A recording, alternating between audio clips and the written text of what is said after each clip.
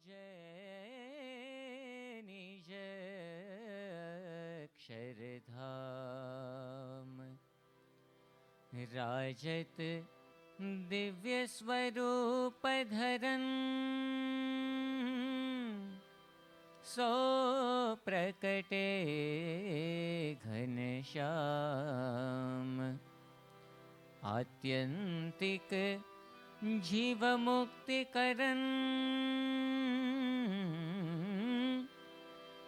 बंदों अक्षर ब्रह्म गुणातीत जेहि रूप दुअन ताहू प्रकट पर ब्रह्म सदा एकांतिक धर्म धरन विचरतया भुवि आज ब्रह्म स्वरूप हरि प्रकटतन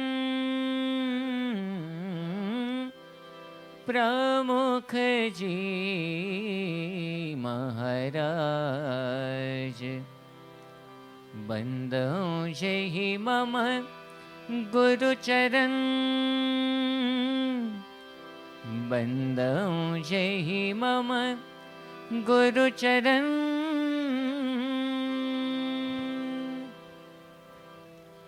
श्री स्वामिनारायण भगवाननी जय अक्षर पुरुषोत्तम महाराजनी जय नीलकंठवर्णी महाराजनी जय गुणातीतानंद स्वामी महाराजनी जय भगत जी महाराजनी जय शास्त्री जी महाराजनी जय योगी जी महाराजनी जय प्रमुख स्वामी महाराजनी जय।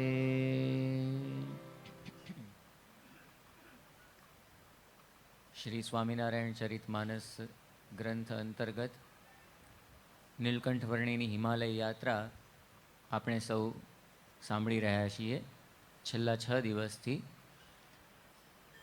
નીલકંઠવર્ણી પોતે પોતાના પુનિત પાદ સ્પર્શથી ભારતની દેવભૂમિને પોતે પવિત્ર કરી રહ્યા છે। આ હિમાલયની ભૂમિને દેવભૂમિ કહેવામાં આવે છે, એટલે ત્યાં આગળ નીલકંઠવર્ણી પોતે વિચરણ કરી રહ્યા છે અને કેવી વિકટ પરિસ્થિતિની અંદર પોતે વિચરણ કરે છે એની ઘણી વાતો ગઈકાલે આપણે જોઈ અને સાથે સાથે એ પણ જોયું કે નીલકંઠવર્ણી પોતે કેવા ત્યાગી હતા। સામે ચાલીને બધી સિદ્ધિઓ એમને મળતી હતી અને નાની અવસ્થામાં મળતી હતી, તેમ છતાં પણ નીલકંઠ કોઈ પણ પ્રકારની સિદ્ધિની અંદર પોતે લોભાયા નથી।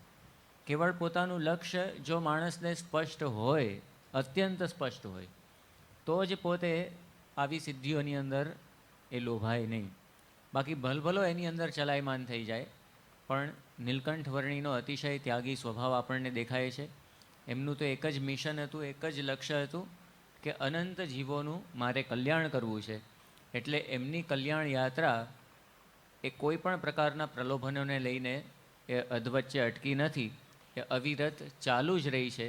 આજની તારીખે પણ એની એ જ કલ્યાણ યાત્રા એ ચાલુ છે પ્રમુખ સ્વામી મહારાજના સ્વરૂપમાં। એની ઘણી વાતો આપણે ગઈકાલે જોઈ હતી અને સાથે સાથે નીલકંઠવર્ણીએ જે 4 ધામની યાત્રા આપણે કહીએ છીએ, એ જે 4 ધામ છે બદ્રીનાથ, કેદારનાથ, એ બધાની યાત્રા પણ નીલકંઠવર્ણીએ પોતે કરી અને ત્યાંથી બદ્રીનાથથી હવે મહારાજ પોતે આગળ બદ્રિકાશ્રમ પણ પધાર્યા, એની વાત પણ આપણે ગઈકાલે જોઈ। અને હવે આજે નીલકંઠવર્ણી બદ્રિકાશ્રમથી હવે માનસરોવર જાય છે, એની વાત અહીંયા કવિ કરી રહ્યા છે।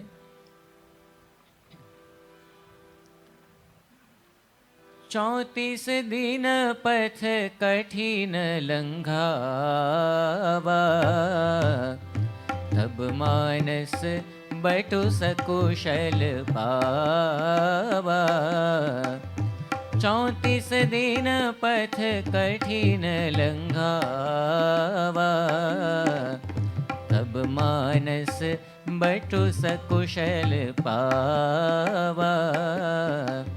पथ बिनु चलत शिखर चढ़ जावे, चहु मुख हिम बादल टकरावे, चहु मुख हिम बादल टकरावे।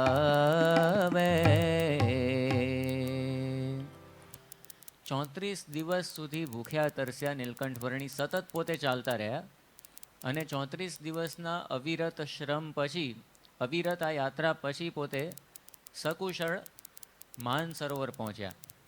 અને આ માન સરોવરની યાત્રા કંઈ સહેલી નથી, આજની તારીખે પણ અઘરી છે. થોડા વર્ષો પહેલાં લગભગ 2005ની સાલમાં જ્યારે અક્ષરધામનું ઉદ્ઘાટન એ ડિસેમ્બર મહિનામાં નવેમ્બર મહિનામાં થવાનું હતું, એ વખતે આપણે આગળના 3-4 મહિના પૂર્વે સ્વામિનારાયણ પ્રકાશમાં એક વિશેષાંક બહાર પાડ્યો હતો. અને એની અંદર આ હિમાલયની યાત્રા કેટલી કઠિન છે, ખૂબ જ સુંદર આખું વિસ્તૃત વર્ણન એની અંદર કર્યું હતું. અક્ષર વત્સલ સ્વામીએ ખૂબ જ એ પોતે એમાં પુરુષાર્થ કરીને બધા લેખ લખ્યા હતા. એમાં એમણે વાત કરી હતી કે જે મહાત્મા પોતે ઘણીવાર માન સરોવર જઈ ચૂકેલા છે, એ મહાત્મા એના નામ સહિત એમણે તો બધી વાત એની અંદર વિગત લખી છે. એમણે લખ્યું છે કે માન સરોવર જો આજની તારીખે કોઈએ પણ જવું હોય, આજની તારીખે 21મી સદીની હું વાત કરું છું, તો ઓછામાં ઓછી નાની મોટી 40 જેટલી વસ્તુઓ જોઈએ, વસ્તુઓ જ, તો તમે સકુશળ માન સરોવર જઈ શકો. ખાલી 40 વસ્તુઓ જ નહીં, સાથે સાથે પેલા ઊંચકનારા પેલા શેરપાઓ ને બધા હોય એ પણ કેટલા જોઈએ. વાહનો જોઈએ, વાહનો એટલે પેલા જે ત્યાંના પેલા હોય છે અમુક જાતના પશુ, યાક એને કહે છે, યાક, ઘેટા નહીં, યાક એને કહેવામાં આવે છે. એ બધું આપણે ત્યાં આગળ જોઈએ, ત્યારે તમે સકુશળ માન સરોવર પહોંચી શકો. હવે નીલકંઠ વર્ણી પોતે કેવળ કૌપિન ભેર અને પોતાની સાથે કંઈ પણ કોઈ પણ પ્રકારની વસ્તુ નહીં, અને કઈ રીતે 34 દિવસ ચાલીને પોતે ગયા હશે પણ આપણને આશ્ચર્ય થાય. પણ મહારાજે પોતે એવો યોગ સિદ્ધ કર્યો તો પોતે આમ તો જન્મસિદ્ધ યોગી કહી શકાય. અને મહારાજ આ રીતે પોતે પહોંચ્યા. અને નીલકંઠ વર્ણી તો પાછા જે રસ્તે ચાલે, આમ તો કોઈ રસ્તા ઉપર જ ચાલે નહીં, એ જ્યાં ચાલે ત્યાં આગળ જ રસ્તા અંકાઈ જાય અને નવા નકશા એ તૈયાર થઈ જાય. તો આ રીતે નીલકંઠ વર્ણી એ પોતે માન સરોવર પહોંચ્યા. માન સરોવરમાં સ્નાન કરી 5 દિવસ ત્યાં આગળ રહ્યા અને પુનઃ બદ્રીનાથ તરફ એમણે ગતિ કરી. બદ્રીનાથ પાછા આવ્યા અને એ વખતે ત્યાં આગળ પંજાબના નરેશ રણજીતસિંહ એનો ભેટો નીલકંઠ વર્ણીને થયો. અને રણજીતસિંહને વર્ણીને જોઈને ખૂબ જ આકર્ષણ થયું અને મહારાજની પોતે એમણે સેવા પણ કરવા માંડી. એ વખતે નીલકંઠ વર્ણી એમને જણાવ્યું કે અમે હવે ગંગોત્રી જઈએ છીએ, એટલે ત્યાં જઈને ફરી પછી તમને મળીશું. એટલે મહારાજ પાછા પોતે હરિદ્વારમાં આવ્યા અને ત્યાંથી 12 દિવસની કઠણ યાત્રા કરીને પાછા ગંગોત્રી એ પહોંચ્યા. જે રસ્તે કોઈ ના જાય એવા જ રસ્તા નીલકંઠ વર્ણીએ પોતે પસંદ કરેલા છે, કારણ કે એમને કોઈનો પણ સંગ એ ગમતો નહોતો. અને એમ ગંગોત્રી પોતે પહોંચ્યા, ત્યાં ગંગા નદીની અંદર સ્નાન કર્યું. અમે પણ બધા ગંગોત્રી ગયા છીએ, પણ ગંગા નદીમાં કોઈએ લગભગ સ્નાન કર્યું નથી, કારણ કે ગંગા નદીની અંદર આપણે સ્નાન કરી શકાય એમ જ નથી. એટલું ઠંડુ પાણી હોય, તમે ખાલી આંગળી નાખો ને તો આમ લાકડા જેવી થઈ જાય, ખોટી થઈ જાય. પ્રમુખ સ્વામી મહારાજ 1987માં ગયા હતા, એ વખતે બધા વતી ડૉક્ટર સ્વામીને એમણે સ્નાન કરાવ્યું હતું એવા ઠંડા પાણીથી. એટલે એવું ઠંડુ પાણી હોય અને તમે અંદર પડીને તો સ્નાન થાય જ નહીં. અંદર ખાલી તમારો પગ લપસે તો તમારે અસ્થિ વિસર્જન પણ કરવાના બાકી રહે નહીં. જય સ્વામિનારાયણ. અમે જ્યારે ગયા હતા 2006ની સાલની વાત કરું છું, એ વખતે કોક ગુજરાતની જ એક બસ હતી નવસારી બાજુની, અને એક કાકા કંઈક અંદર એમનો પગ લપસ્યો હશે, પૂરું જય સ્વામિનારાયણ, ત્યાં ને ત્યાં જ સમાધિ નદીની અંદર. એટલે એવી આ ગંગોત્રી, એ ગંગોત્રીની અંદર પણ નીલકંઠ વર્ણીએ ત્યાં સ્નાન કર્યું અને પછી પોતે પાછા હરિદ્વારમાં આવ્યા.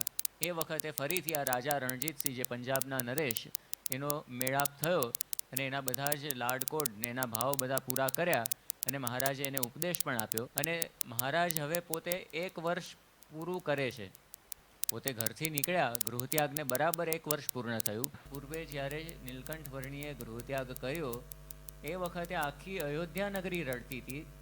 એની એ જ અયોધ્યા નગરી અત્યારે તો જાણે બધું જ ભૂલી જ ગઈ છે.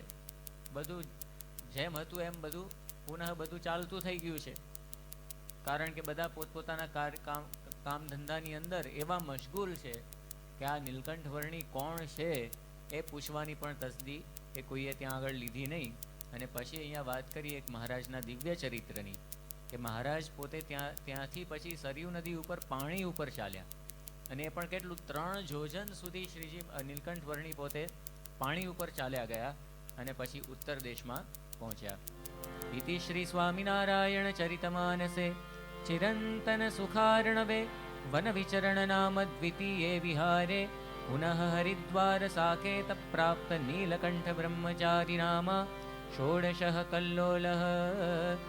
શ્રી નીલકંઠ વર્ણી મહારાજની જય. અને અયોધ્યાથી મહારાજ આવી રીતે ચાલતા ચાલતા પોતે હરૈયા ગામે પધાર્યા. હરૈયામાં રાતવાસો કરીને વહેલી સવારે ત્યાંથી બંસીપુરમાં પધાર્યા. હવે એ વખતે બન્યું એવું કે બંસીપુરનો જે રાજા હતો એ શિકાર કરવા માટે નીકળ્યો હતો સવારના પોરમાં, અને એણે નીલકંઠ વર્ણીને દૂરથી જોયા. એને પહેલાં એવું લાગ્યું કે કોક હરણું છે, એટલે એણે પહેલાં તો આમ જોયું, પણ પછી ધારીને જોયું ત્યારે એને ખબર પડી કે આ તો કંઈક મનુષ્ય લાગે છે.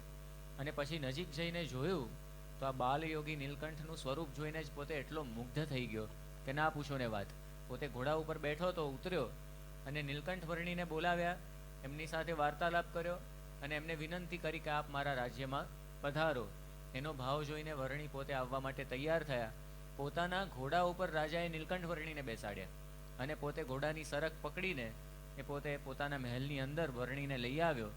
અને પછી એને મનોમન એવો વિચાર કરી રાખ્યો કે હવે આ વર્ણીને અહીંથી જવા દેવા નથી. એટલું મોહક એ શ્રીજી મહારાજનું સ્વરૂપ હતું બાલ વર્ણીનું. તો એ જોઈને આ રાજા એટલો આકર્ષાયો. રાજા તો આકર્ષાયો, પણ એની જે રાણી હતી એ પણ આકર્ષાઈ. એની જે રાણી હતી એને પણ એવી ઈચ્છા થઈ કે આપણી બંને પુત્રીઓને આ વર્ણીની સાથે પરણાવવી. આપણે હમણાં જ એક DVD બહાર પાડી છે, પેલી આખી સ્વામિનારાયણ ભગવાનનું આખું ચરિત્ર એની અંદર આવે છે. એમાં પણ આ પ્રસંગનો બહુ સરસ આખું ચિત્ર, એ DVDનો પણ મહિમા છે. ભારતના એકદમ નામાંકિત આર્ટિસ્ટ છે, કલાકાર, જે કામથ, એનું બહુ ખૂબ જ પ્રસિદ્ધ નામ છે. ગુજરાતની અંદર એક NID કરીને સંસ્થા છે, નેશનલ ઇન્સ્ટિટ્યૂટ ઓફ ડિઝાઇન.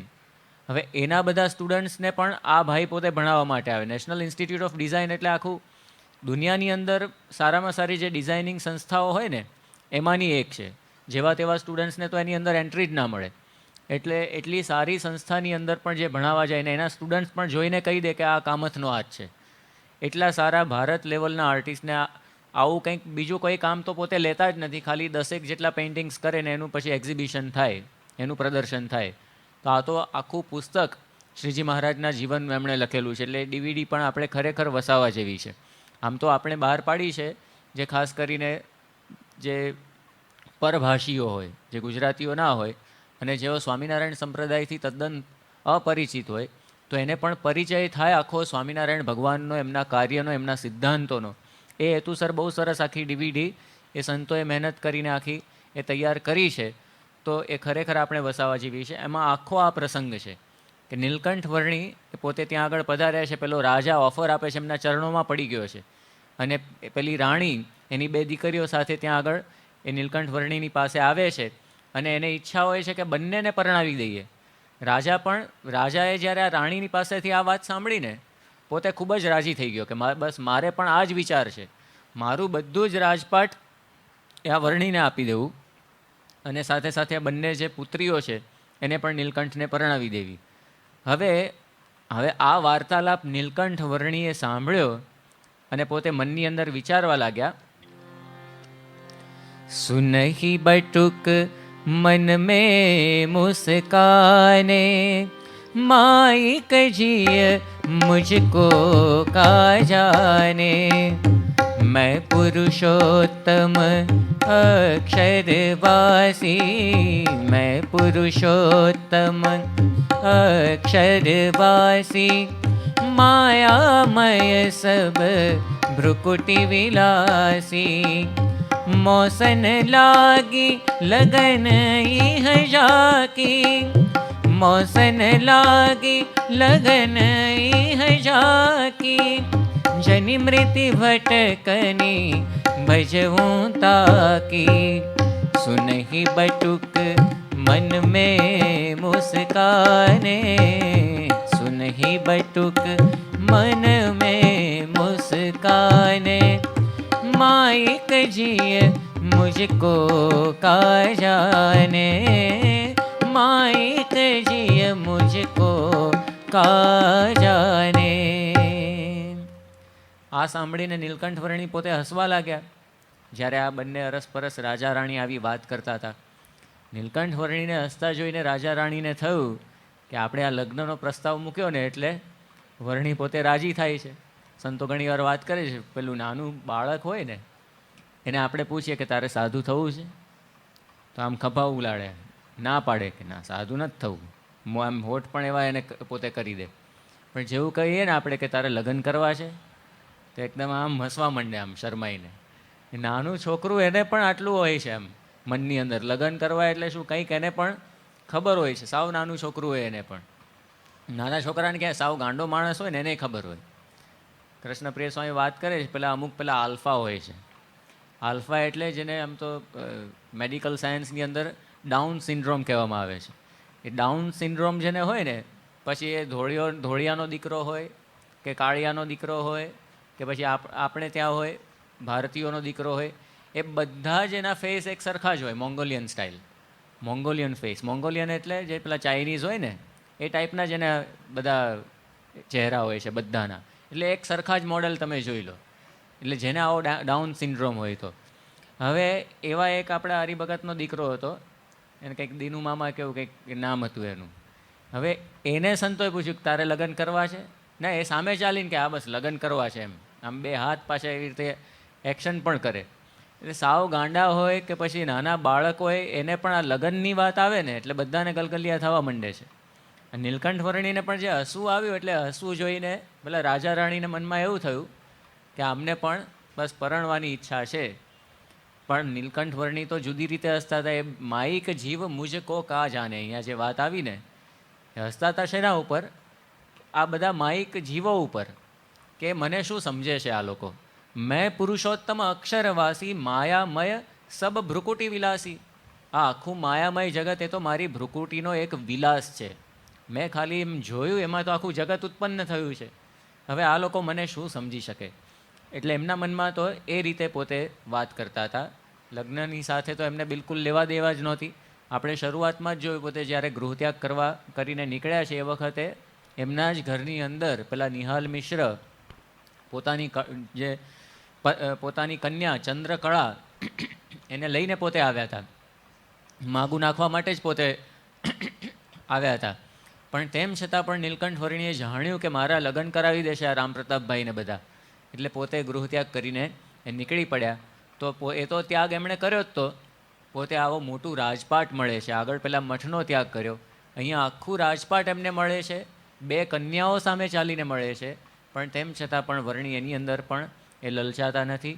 અને હવે વર્ણી એ વિચાર્યું કે આ રાજા જવા નહીં દે, તો અડધી રાતે પોતે ચોકી પહેરો વટાવીને એ ત્યાંથી રાજ્યની અંદરથી નીકળી ગયા. એ પોતે જે રાજ્યની અંદરથી નીકળે છે એ આખો એ દ્રશ્ય મેં હમણાં વાત કરી એ ડીવીડીની અંદર ખૂબ જ સારી રીતે પેલા કામથ સાહેબે એમણે પોતે એની અંદર લખ્યું છે, આખું ચિતર્યું છે. અને હવે વર્ણીનું એકમાત્ર લક્ષ્ય હતું મુક્તનાથ, પુલહાશ્રમ. આ હિમાલયની અંદર પોતે વિચરણ કરી રહ્યા છે. એમનું લગભગ આ અંતિમ લક્ષ્ય હતું આ મુક્તનાથ જવું, પુલહાશ્રમ જવું. અને એના માટે હવે ગાઢ જંગલના માર્ગે એ વર્ણી પોતે ચાલી રહ્યા છે.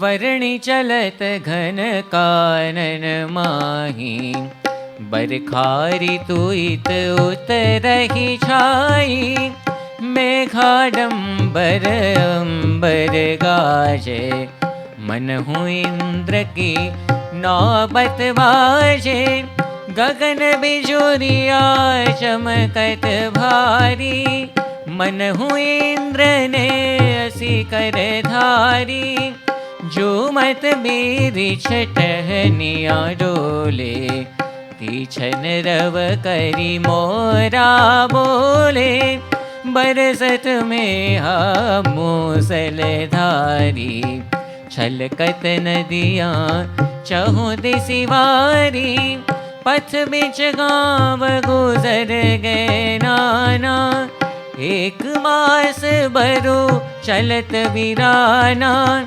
एक मास बटु चलत वीराना, निकट श्याम गिरियायहु बाला, जो है या भुवि सबत निराला, काला पर्वत बनत ही जाको, परसन पावत नहीं को वाको, परसन पावत, परसन पावत, परसन पावत नहीं को वाको।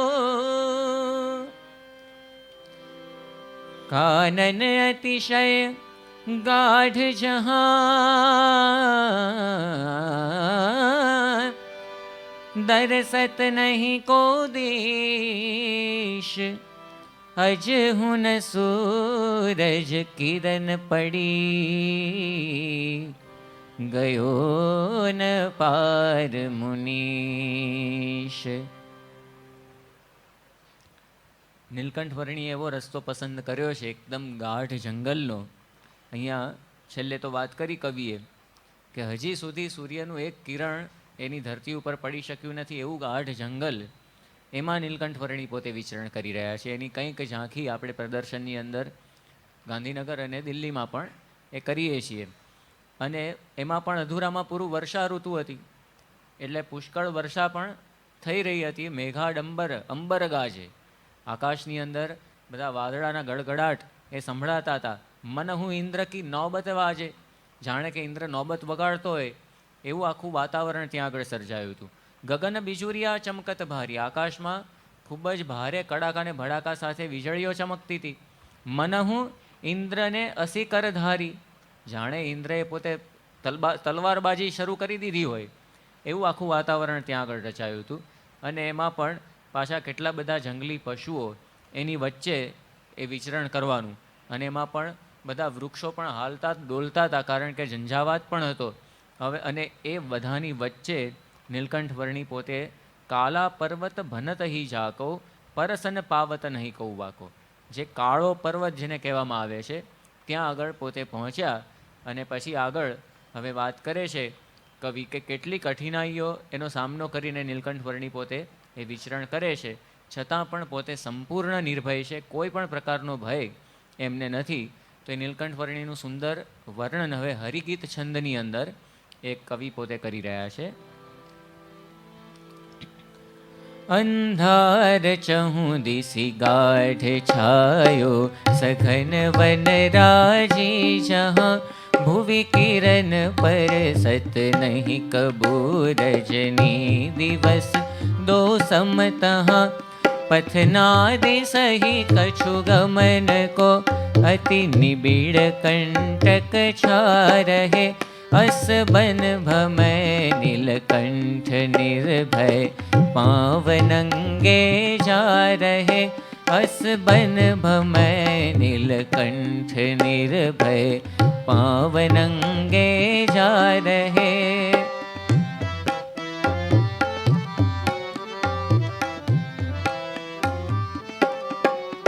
गज सिंह हरने बाघ चीते, व्याल गेंडे बहु फिरे, वृकरीश लंगुर सांप शूकर, हिंस्र प्राणी संचरे, परवेश नहीं नद को जहाँ, मृग चंवर इत उतया रहे, अस बन भमय नीलकंठ निर्भय, पाँव नंगे जा रहे, पाँव नंगे जा रहे, पाँव नंगे जा रहे। सोचत सोचत चलहि बटो,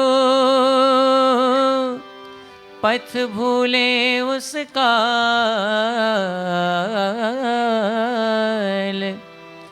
त्रय दिन हिम बन भटक रहे भूखे तृषित बेहाल. નીલકંઠ વર્ણી પોતે હમણાં જે વનનું વર્ણન કર્યું, હિંસક પ્રાણીઓની વચ્ચે પોતે ખુલ્લે પગે જઈ રહ્યા છે, પાંવ નંગે જા રહે, અને એવા વિકટ વનની અંદર એ પોતે આગળ ને આગળ એ ધપી રહ્યા છે.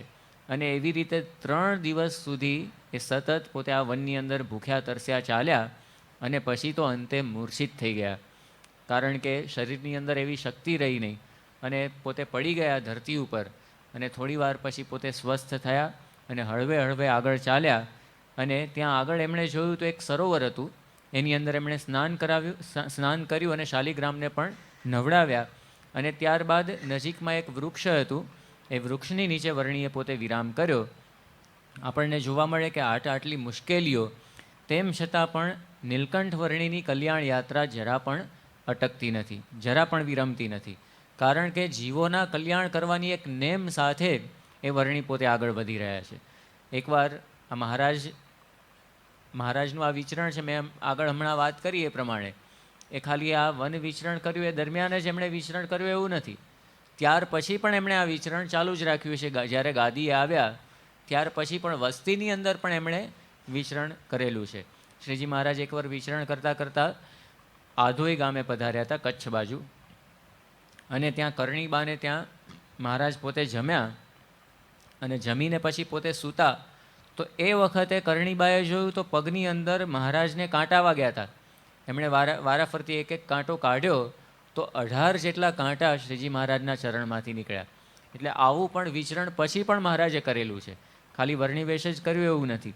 ત્યાં એકવાર મહારાજ કચ્છમાં વિચરણમાં હતા, અને એ વખતે બપોરે સૂવાનો સમય થયો, અને મહારાજે એ વખતે જે હરિભક્ત હતા એને વાત કરી કે અમારે તો હવે બીજે ગામ જવું છે, અહીંયા રોકાવું નથી, તમે નદીમાં સ્નાન કરી લો. બીજા બધા જે સાથે સંઘમાં હરિભક્તો હતા એ બધાને વાત કરી, અને મહારાજે વાત કરી કે હું અહીંયા વૃક્ષની નીચે બેઠો છું. એમ કરીને મહારાજ ત્યાં આગળ બેઠા, અને પાથરવાનું તો કંઈ હતું જ નહીં, લાકડાના વેર અને બધો કાંટા ને બધું કાંકરા ને બધું ત્યાં આગળ પડ્યું હતું. એની અંદર મહારાજ પોતે પોઢ્યા, અને જ્યારે ઉઠ્યા ત્યારે આત્માનંદ સ્વામીએ નોંધ્યું છે કે મહારાજનો બરડો મેં ખંખેર્યો તો મહારાજને 16 બધા પડી ગયા હતા. તો આવી રીતે મહારાજે પણ આટલું બધું પોતે વિચરણ કરીને એની અંદર સહન પણ કર્યું છે. યોગીજી મહારાજ પણ પોતે વાત કરતા કે 17 રોગને દાબીને વર્તીએ છીએ ત્યારે આ પધરામણીઓ થાય છે.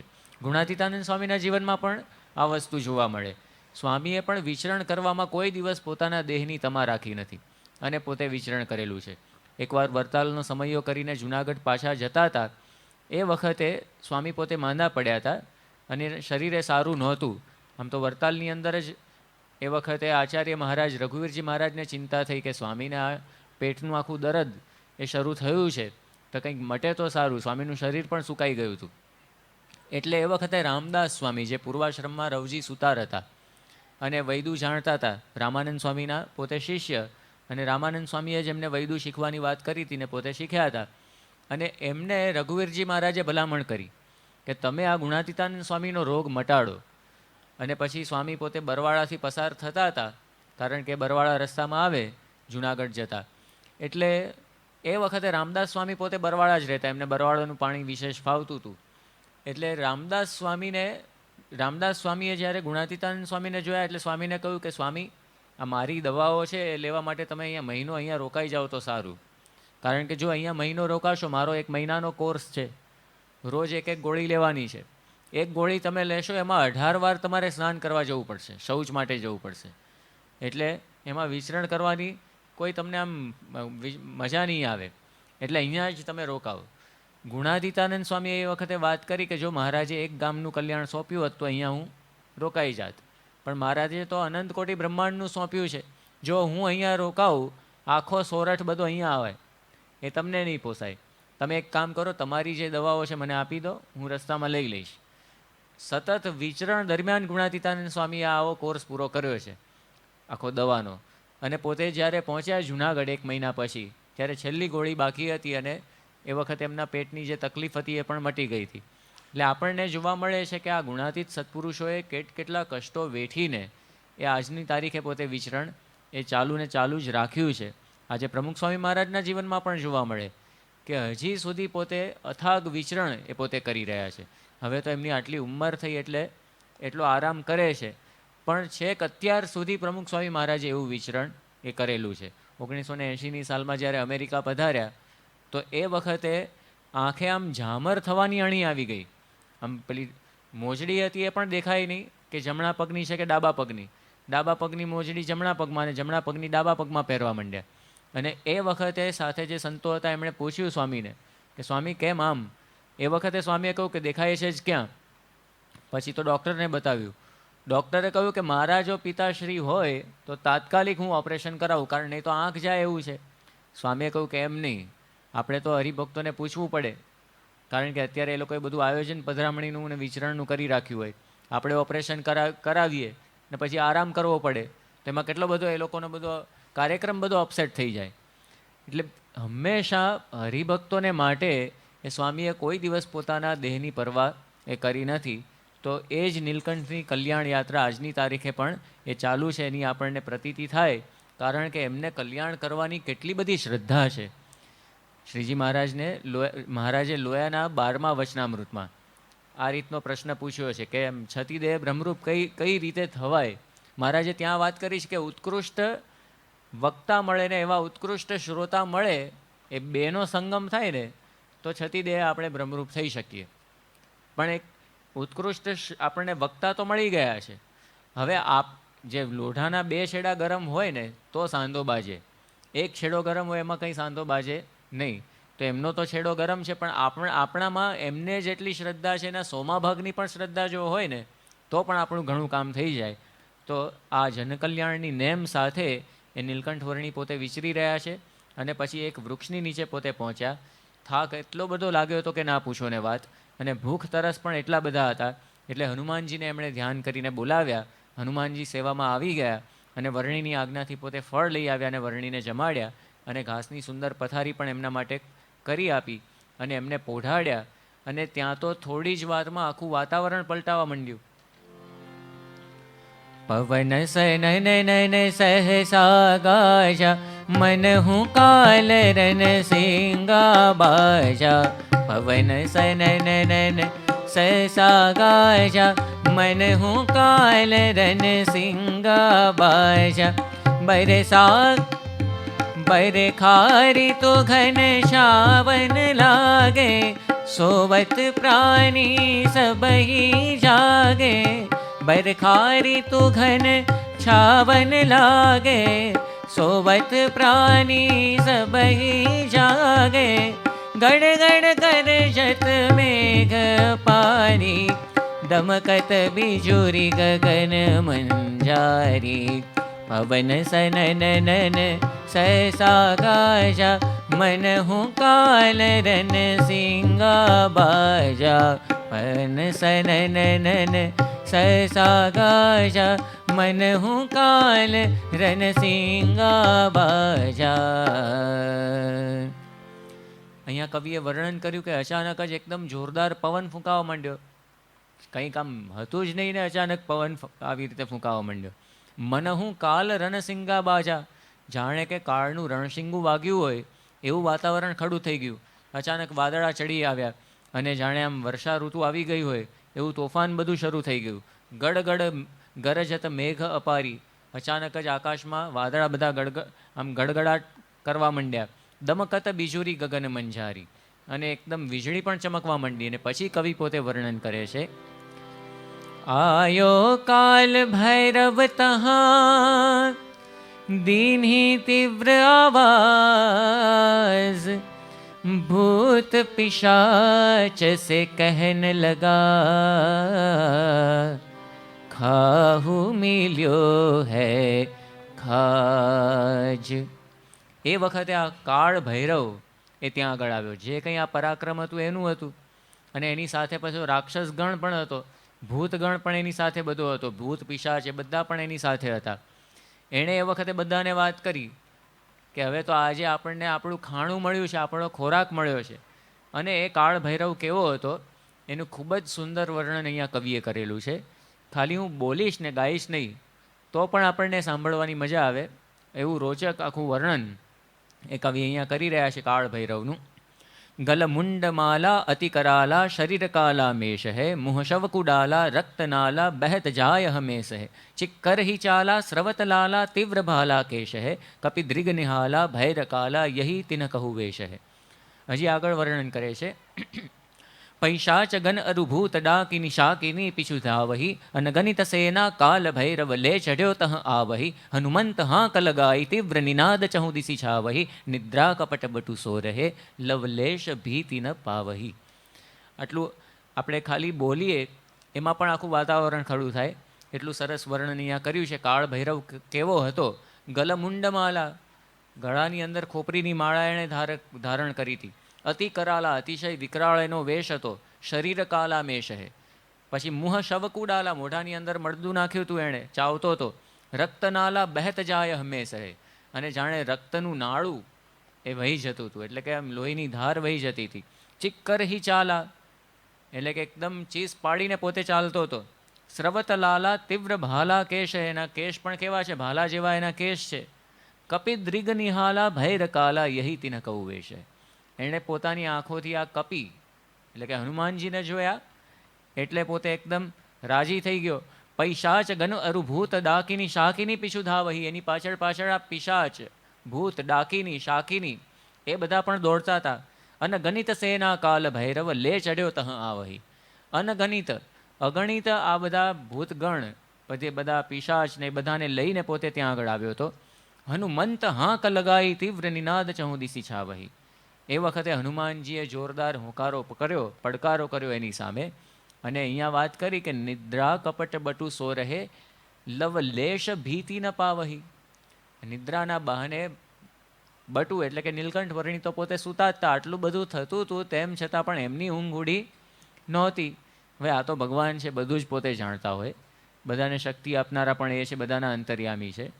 પણ તેમ છતાં પણ વર્ણીને જે રીતે કરવું હતું એ રીતે જરા પણ કોઈ પણ પ્રકારનો ડર રાખ્યા વગર શાંતિથી પોતે સૂતા હતા. કારણ કે સમજતા હતા કે આ હનુમાનજીના એકનું જ કામ છે, બીજા કોઈની આમાં જરૂર નથી, મારે કંઈ કરતાં કંઈ આમાં કરવાનું નથી. અને પછી તો હનુમાનજીએ સામે હાક મારી અને કાળ ભૈરવ અને સામે જે ડાકણગણ હતા એ બધા પણ ચીસાચીસ કરવા માંડ્યા, એમની સામે ખીકિયારીઓ પાડવા માંડ્યા. અને પછી હનુમાનજીને બધા મારવા માટે આવ્યા. અને એ વખતે હનુમાનજીએ પોતાનું શરીર એ પર્વત જેવું મોટું વધાર્યું અને એક એકને પકડી પકડીને દૂર દૂર ફેંકવા માંડ્યા. કેટલાયને પૂંછડે ઝાલીને પછાડ્યા અને કેટલાકને પોતાના હાથથી મુષ્ટિ પ્રહાર કર્યો. એ જોઈને પછી પેલો ભૈરવ, કાળ ભૈરવ હતો, પોતે ગુસ્સે થઈ ગયો અને એણે પણ પોતાનું શરીર હનુમાનજીની જેમ વધાર્યું. પણ હનુમાનજી તરત જ એના ઉપર પોતે તૂટી પડ્યા અને એના મસ્તકે એવો જોરદાર મુષ્ટિ પ્રહાર કર્યો કે એનું પહાડ જેવું માથું એના ધડની અંદર હનુમાનજીએ એ ખોસી દીધું. અને પછી અહીંયા કવિ વર્ણન કરે છે. ધડામય ધરતી પર ગિરી ભૈરવ કી તહ દેહ ડાકિની શાકિની પિશાચિની જો બચી ભાગી તે ઘોરનાદ અબ શાંત ભયા તજી નીંદ બટુરાઈ કપી કર જોરી તહ ખડે વરની મધુ મુસુકાઈ. એકદમ એ વખતે જેવો આ કાળ ભૈરવ મર્યો અને એનો દેહ પડ્યો, એનો જોરદાર અવાજ થયો અને એ જોઈ, એ સાંભળીને પછી એ વખતે બધું વાતાવરણ અચાનક જ શાંત થઈ ગયું. જે આખું વિચિત્ર વાતાવરણ ઉત્પન્ન થઈ ગયું હતું એની બદલે જેવો આનો દેહ પડ્યો એવું તરત જ વાતાવરણ પણ બધું શાંત થઈ ગયું હતું. કારણ કે કાળ ભૈરવની આ બધી માયાજાળ હતી. અને પછી તો એ વખતે આ બધો અવાજને સાંભળીને વર્ણી પણ પોતે જાગી ગયા હતા અને હનુમાનજીનું આ પરાક્રમ એમણે જોયું અને એ વખતે હનુમાનજી ઉપર પોતે ખૂબ જ રાજી થઈ ગયા. એમને ધન્યવાદ આપીને એમણે પછી વિદાય પણ આપી અને આ રીતે નીલકંઠ વર્ણી આખું એવું ચરિત્ર કર્યું. ત્યારબાદ હવે વર્ણી એ પોતે હિમાલયનો પથ લે છે આગળ. જબ તે બટુ હિમ પથ લિયા તીરથ સુને તમામ તબ તે અંતર ચાહ રહે મુક્તિનાથ કા ધામ. જ્યારથી એમણે આ ઘર છોડ્યું, હિમાલયનો પથ લીધો અને બધા તીર્થોના એમણે જ્યારથી નામ સાંભળ્યા હતા ત્યારથી એમના અંતરની અંદર ઈચ્છા હતી. એવું કવિ અહીંયા કહે છે. કઈ ઈચ્છા? કે બસ મારે મુક્તિનાથ જવું છે અને ત્યાં આગળ જઈને તપ કરવું છે. આ એમની અંતરની એક ઈચ્છા હતી, અદમ્ય ઈચ્છા. અને એ ઈચ્છા પાર કરવા માટે વર્ણી પોતે આગળ વધી રહ્યા છે. અને એમાં પણ આ મુક્તિનાથના દર્શન કરવાની અને ત્યાં આગળ તપ કરવાની શા માટે એમને ઈચ્છા થઈ હશે? કારણ કે આ એવું પવિત્ર તીર્થ છે, એનો મહિમા એ હવે કવિ અહીંયા આપણને સંભળાવે છે. ગંડકી કંકડ વિષ્ણુ સ્વરૂપા ગંડકી કંકડ વિષ્ણુ સ્વરૂપા ચક્રાંકિત પુનિ મિલહી અનુપા સબ કંકડ ઇહ શાલિગ્રામા મુક્તિનાથ અતિ મહિમા ધામા પુલહ પુલ્સ્ય મુનિયા ભુવિયાય પુલહ પુલ્સ્ય મુનિયા ભુવિયાય पहिले तिनके आश्रम छाए छांडहि भूप भरत संसारा गंडकी तट तप करत नियारा मृग उबारने भय तप बाधा हे मृग उबारने भय तप बाधा ईश भजन तजि मृग को साधा हरि बिनु कहूँ न करनो ने हो ऐसो पठो ऐसो पाठ पठ्यो इह ते हो इहाँ गाह गज युद्ध पुकारा तब गज हित हरि इहाँ पधारा चक्र फेंकी प्रभु गाह बिदारा चक्र फेंकी प्रभु गाह बिदारा भक्त बछल निज भक्त उबारा भक्त बछल निज भक्त उबारा भक्त बछल निज भक्त उबारा. અહીંયા ખૂબ જ સુંદર મુક્તિનાથનો મહિમા એ કવિએ ગાયો કે ત્યાં આગળ આ કાલી ગંડકી નદી એ વહે છે અને ગંડકી કંકડ વિષ્ણુ સ્વરૂપા સબ કંકડ અહીંયા શાલિગ્રામા. ગંડકી નદીની અંદર જે કંઈ પથ્થર છે બધાને શાલિગ્રામ કહેવામાં આવે છે. શાલિગ્રામ બીજા ગમે તેને કહેવામાં ના આવે. આ ગંડકી નદીના જે પથ્થર છે એક એક પથ્થરને શાલિગ્રામ જેટલો એટલે કેટલો આમ પૂજનીય ગણવામાં આવ્યા છે. એટલે નદી પણ એવી પવિત્ર માનવામાં આવી છે.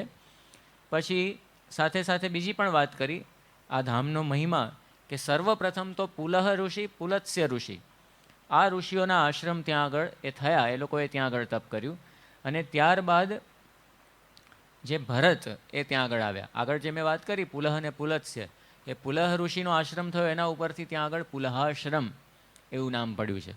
મુક્તિનાથ અને સાથે સાથે પુલહાશ્રમ. અને ત્યાર પછી આ ભરત એ ત્યાં આગળ તપ કરવા માટે આવ્યા. ગંડકીના કાંઠે જ તપ કરતા હતા અને આખ્યાન આગળ આપણે જોયું હતું મહારાજ પોતે સતત પોતાની નજર સમક્ષ વન વિચરણ દરમિયાન રાખતા હતા કે એમને પણ જે પેલા મૃગલાની અંદર બંધન થયું તો એ વાત પણ અહીંયા કવિએ કરી. અને પછી એમાંથી પોતે પાઠ ભણ્યા. શું પાઠ ભણ્યા? ભગવાન વિના ક્યાંય પણ લેશ માત્ર પણ બંધન થવું જોઈએ નહીં, ક્યાંય પણ સ્નેહ જ ના થવો જોઈએ ભગવાન વિના. જો ભગવાન વિના બીજે ક્યાંય પણ પ્રીતિ થાય તો પંચ મહાપાપથી પણ મોટું પાપ કહેવાય એવી મહારાજે અંત્યના 17મા વચનામૃતમાં વાત કરી છે.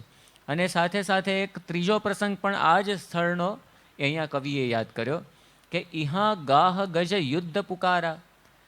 ગ્રાહ એટલે કે મગર અને ગજ એટલે કે હાથી, એ બે વચ્ચેનું યુદ્ધ પણ આ જ જગ્યાએ થયું હતું. હાથી પોતે નદીની અંદર પાણી પીવા માટે આવ્યો અને એ વખતે પેલા મગરે આ હાથીનો પગ પકડ્યો અને પછી તો આખું યુદ્ધ શરૂ થયું. પાણીની અંદર તો મગરનું જોર, હાથી ગમે તેટલા ધમપછાડા કરે પણ તેમ છતાં પણ એની કોઈ કારી ફાવી નહીં. અને છેવટે મગર એને ઢસડી જતો હતો પાણીની અંદર, અને એ વખતે એકદમ આર્તનાદ પેલા હાથીએ કર્યો, પેલું કંઈક કમળ હશે, કમળ તોડીને ભગવાનને અર્પણ કર્યું, અને પોતે એવો ચિત્કાર કર્યો, આમ અંતરનો નાદ એ વખતે નીકળી જાય. જ્યારે માણસ પોતે જીવ ઉપર આવી જાય ને એ વખતે જે પ્રાર્થના થાય, જે ધૂન થાય, એવી જિંદગીમાં પણ એવી ધૂન ના થાય, એવી પ્રાર્થના એ વખતે થઈ જાય. અમને બધાને અનુભવ તો 2001ની સાલમાં જે ધરતીકંપ થયો હતો, સારંગપુરની અંદર અમે બધા હતા, અને એ વખતે અમે બધા સીધા ધરતીકંપ શરૂ થયો એટલે ગ્રાઉન્ડ ઉપર ગયા, અને સામે મંદિર જોયું, મંદિરનું આખું શિખર હલતું દેખાય, સારંગપુર મંદિરનું આખો ધજાદંડ આખો આમ જોરદાર કોઈક આમ વીંજતું હોય ને એ રીતે દેખાય. એ વખતે જે ધૂન થઈ હતી ને એવી ધૂન આમ અત્યારે કરવી હોય તો બહુ અઘરી પડે ખરેખર. એટલે આમ અમુક વાર આપણે જ્યારે એવી પરિસ્થિતિની અંદર મુકાઈ જઈએ ને એ વખતે ખરેખરો આર્તનાદ એ થઈ જતો હોય છે. તો આ પેલા હાથીએ પણ એવો આર્તનાદ કર્યો, અને પ્રેમાનંદ સ્વામી એમના ભજનની અંદર લખે છે, ગરુડ તજીને પાળા પધાર્યા, ગજ સારો મહારાજ. ગરુડ તજીને પાળા પધાર્યા, ગજ સારો મહારાજ.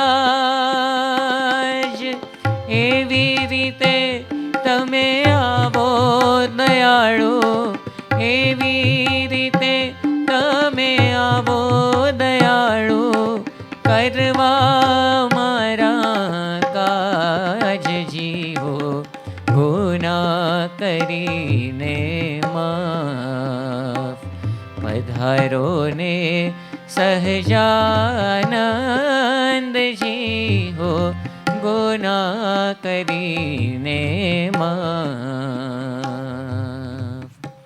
ગરુડ તજીને પાળા પધાર્યા, પોતાનો ગરુડ મૂકીને પણ ભગવાન પોતે ત્યાં આગળ પોતાના ભક્તની રક્ષામાં આવી ગયા. અને અહીંયા કવિએ વાત કરી કે ચક્ર ફેંકી પ્રભુ ગાહ બિદારા, પોતાનું સુદર્શન ચક્ર ફેંકીને જે ગ્રાહ મગર હતો એનું માથું ભગવાને છેદી નાખ્યું. આખો પ્રસંગ આપણે દિલ્હી ગજપીઠિકાની અંદર એ મૂકેલો છે. ઘણા બધા પ્રસંગ મૂક્યા છે, એમાંનો આ પણ એક છે. તો આ રીતે પોતાનું ભક્ત વત્સલ એવું બિરુદ એ ભગવાને આ જ જગ્યાએ એ સાર્થક કર્યું હતું. એવી આ પ્રસાદીની જગ્યા કહેવાય કે સ્વયં ભગવાન પણ ત્યાં આગળ એ પધારેલા છે. એટલે આ સ્થાનનો ખૂબ જ મહિમા એ આપણને જોવા મળે છે. આપણા જે વિદ્વાન સંતો છે, શ્રુતિ પ્રકાશ સ્વામી, પરમ પુરુષ સ્વામી, એ બધું એમણે સંશોધન કર્યું હતું.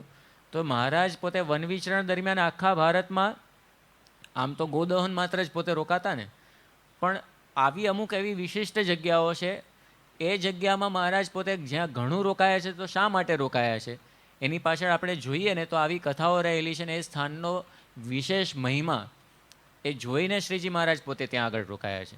એટલે મહારાજ અમથા ગમે ત્યાં રોકાયા નથી, જેમ જગન્નાથપુરીમાં ઘણું રોકાયા, પણ એ સ્થાનનો મહિમા છે. અહીંયા પણ મહારાજે 4 મહિના ચાતુર્માસ દરમિયાન તપ કરેલું છે. તો મહારાજ ખૂબ જ સમજી વિચારીને જે તે સ્થાનનો એવો મહિમા સમજીને પછી એ તીર્થધામની અંદર રોકાયેલા છે. તો એક સાહજિક તપની રુચિથી મહારાજને આ પવિત્ર સ્થાન લાગ્યું હતું. એટલા માટે પોતે ત્યાં આગળ જવાની એકદમ એમના અંતરની અંદર ઉત્કટ ઈચ્છા હતી. અને ત્યાં આગળ પહોંચવું એ પણ અતિ કઠણ છે. હવે આજની તારીખે તો ઘણા બધા રસ્તાને બધું કર્યું છે, પ્લેન પણ હવે તો ત્યાં આગળ છેક એ જાય છે. હમણાં વડોદરાના આપણા હરિભક્તો પણ એ ત્યાં આગળ જઈ આવ્યા. અને એ સ્થાન અત્યારે નેપાળની અંદર છે, આજે મુક્તિનાથ કહીએ છીએ. અને ખૂબ જ દુર્ગમ પર્વતો, જ્યાં જવું અઘરું પડે, અને ખૂબ જ ઊંડી ખીણો, કારણ કે હિમાલયનો જ ભાગ એ છે. અને અહીંયા કવિ વર્ણન કરે છે, કાલા પર્વત લાંઘ કે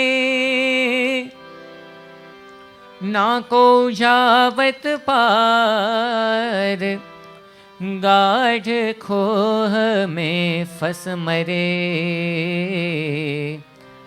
नग ऐसा भयकार, नाको पथ दर्शक तहाँ, भमत ही एकलवीर, काली गंडकी प्राप्त भई, खोजत जो बटु धीर. કવિએ અહીંયા વાત કરી કે કાળા પર્વતને ઉલ્લંઘીને કોઈ આગળ જઈ જ ના શકે. અને પાછું એની પાછળ જે ગાઢ અંધકાર, ગાઢ વન, એની અંદરથી જે જવું એ ખૂબ જ અઘરું. અને મહારાજને માટે તો કોઈ એનો ગાઈડ નહોતો, કોઈ માર્ગદર્શક હતો નહીં, ને નીલકંઠ વર્ણી પોતે આગળ પોતે ચાલી રહ્યા છે એકલા જ. અને એવામાં વર્ણીને આ કાલી ગંડકી નદી મળી એટલે પોતે ખૂબ જ રાજી થઈ ગયા. કારણ કે વર્ણી જાણતા હતા કે આના કિનારે કિનારે જો હું આગળ ચાલીશ તો ત્યાં આગળ જ પુલહાશ્રમ આવેલો છે, આ મુક્તિનાથ સ્થાન એ આવેલું છે. એટલે પછી નીલકંઠ વર્ણીએ પોતે ગંડકીના કાંઠે કાંઠે જ એ ચાલવાનું આગળ ચાલુ રાખ્યું.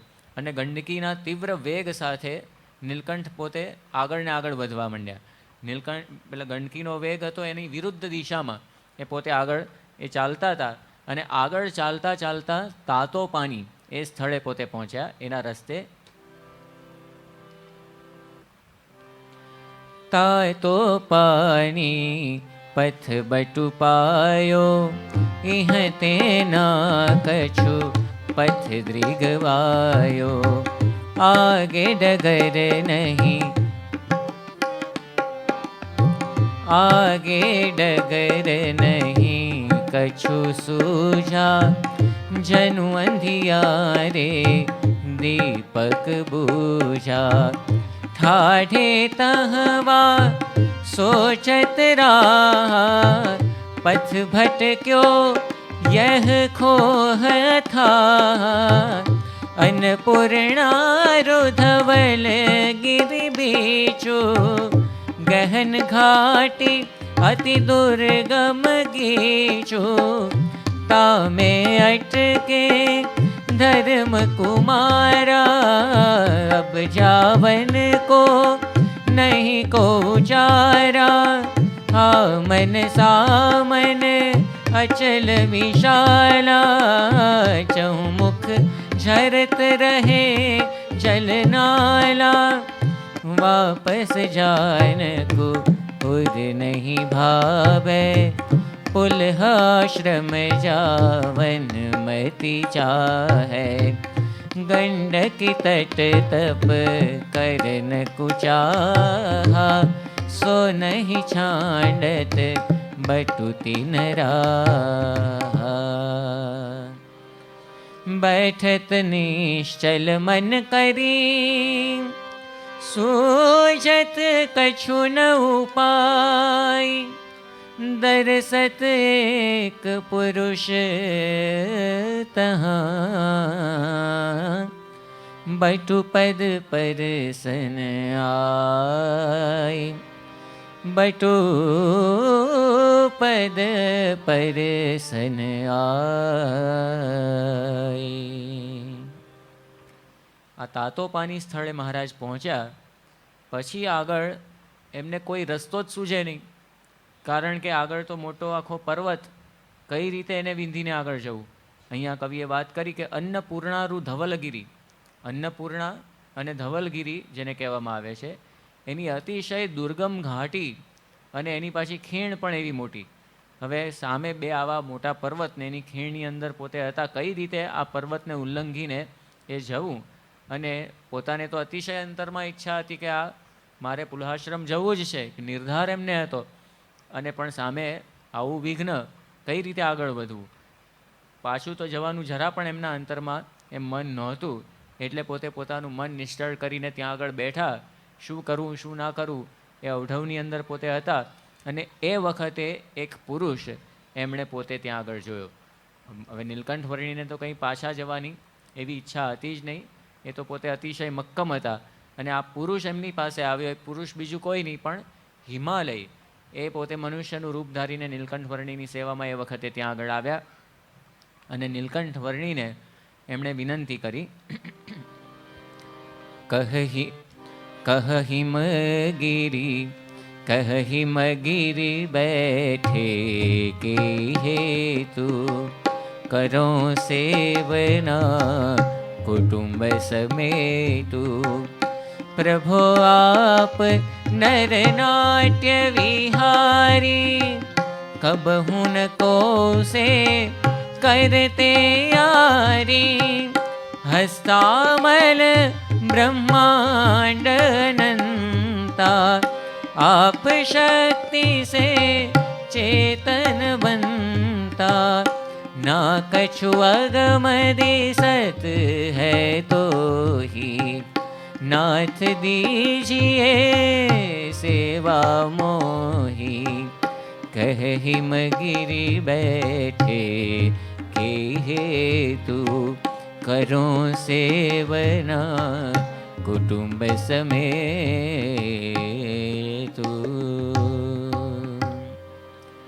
ले जाऊं तट गंडकी,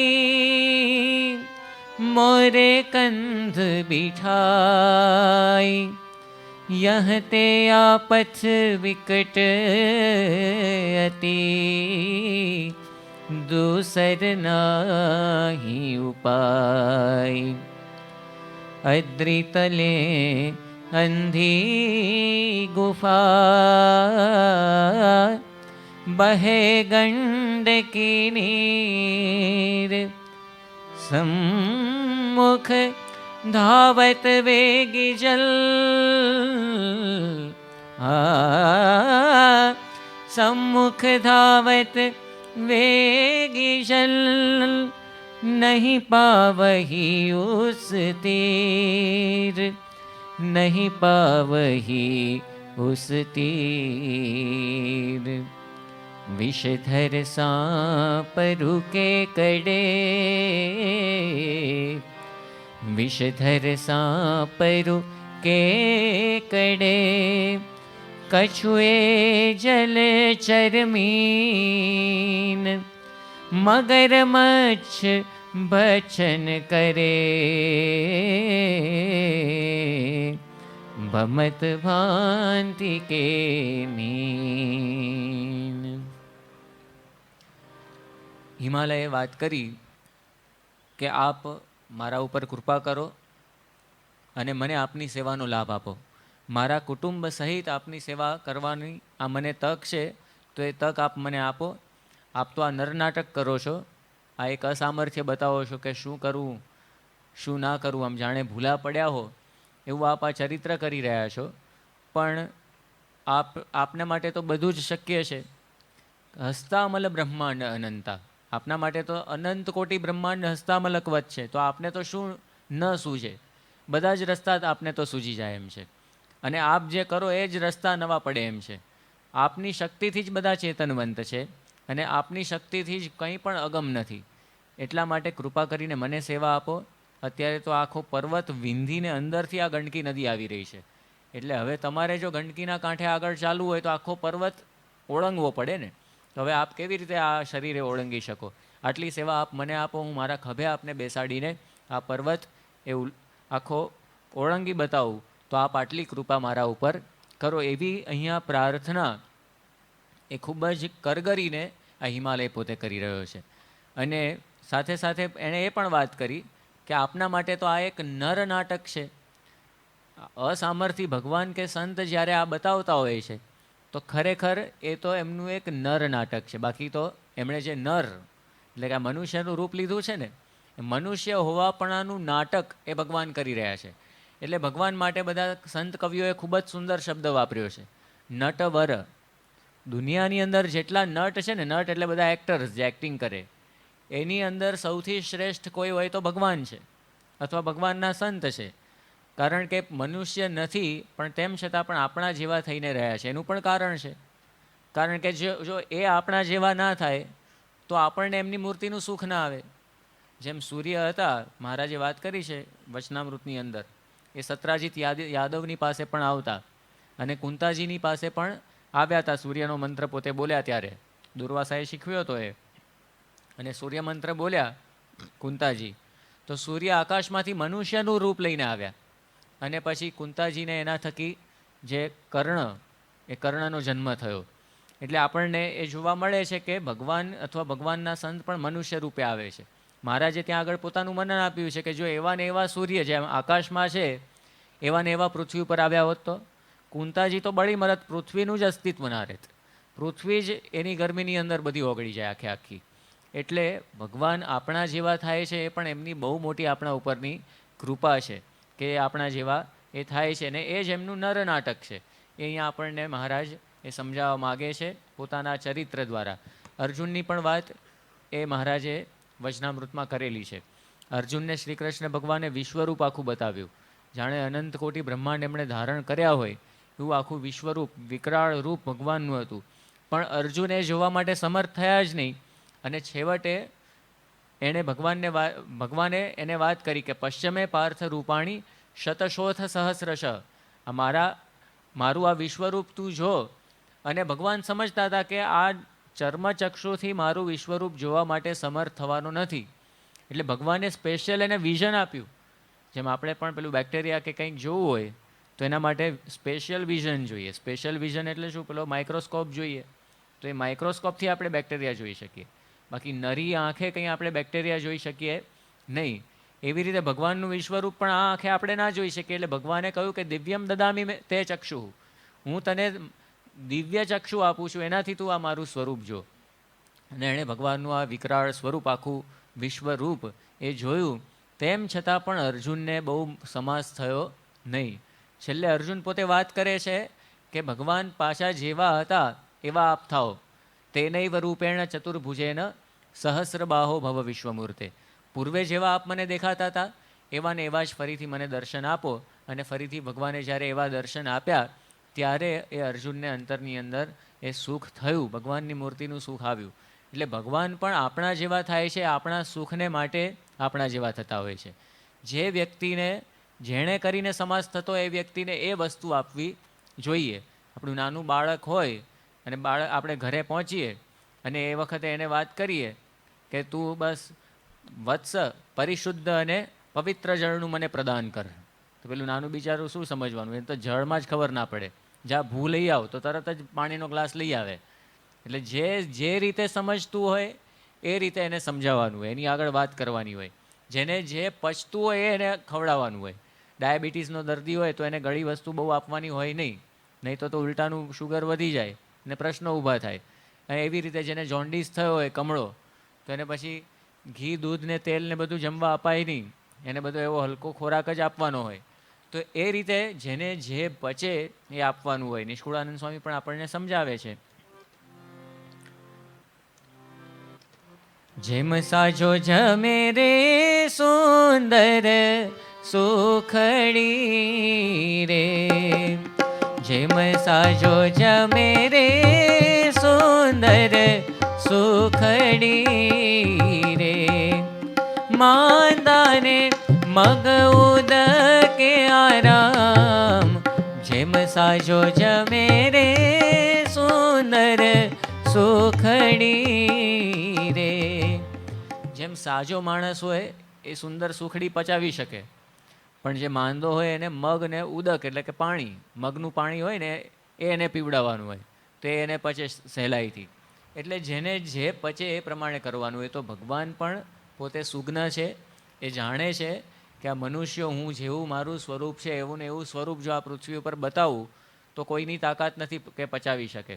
તો આ ભગવાન માટે આ એક વસ્તુ છે કે ભગવાને વાત તો કરી ગીતાની અંદર કે હું સંભવામી યુગે યુગે, યુગે યુગે હું પ્રગટ થાઉં છું. પણ તરત જ એના પછીના શ્લોકમાં ભગવાને સ્પષ્ટતા કરવી પડી કે જન્મ કર્મ ચમે દિવ્યમ, કે મારા જન્મ ને કર્મ ને બધું દિવ્ય છે એ પણ તમે સાથે સાથે સમજજો.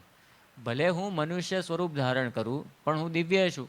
આવી સ્પષ્ટતા શા માટે ભગવાનને કરવી પડી? કારણ કે આપણી કઠણાઈ છે.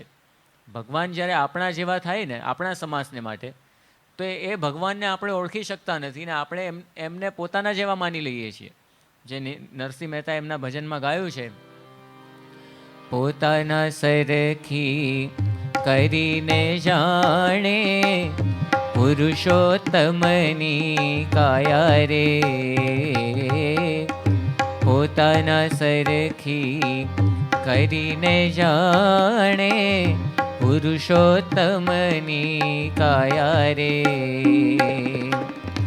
નરસૈયાના નાથની લીલા, નરસૈયાના સ્વામીની લીલા ઓલ્યા મતિયા કહે છે માયા રે, ઓલ્યા મતિયા કહે છે માયા રે.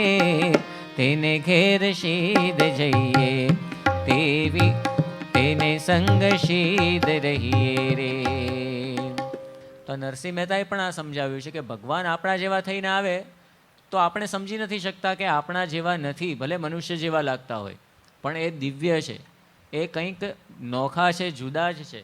મહંત સ્વામી આપણને સમજાવે છે કે ભગવાનને માટે મનુષ્ય ભાવ બતાવવો કમ્પલસરી છે, આપણા જેવા થવું એ કમ્પલસરી છે, અને આપણા માટે એમને વિશે દિવ્ય ભાવ રાખવો કમ્પલસરી છે.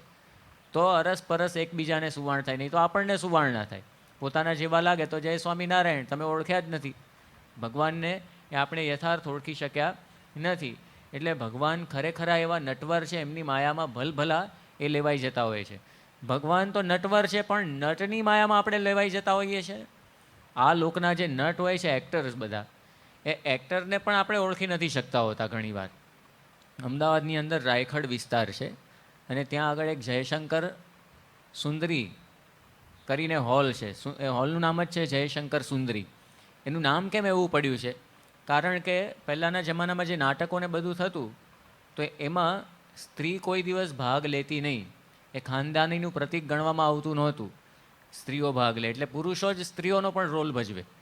એમાં એક જયશંકર નામના જે આ નટ હતા, એ સ્ત્રીનો એટલું સુંદર પાત્ર પોતે ભજવતા કે કોઈને ખબર જ ના પડે કે આ સ્ત્રી છે કે પુરુષ. તો એકવાર કંઈક નાટક ભજવાતું હશે ને એ જોવા માટે જે અરબસ્તાનમાંથી કેટલાક આરબો એ જોવા માટે આવ્યા હતા. તો 100-125 વર્ષ પહેલાંની હું વાત કરું છું.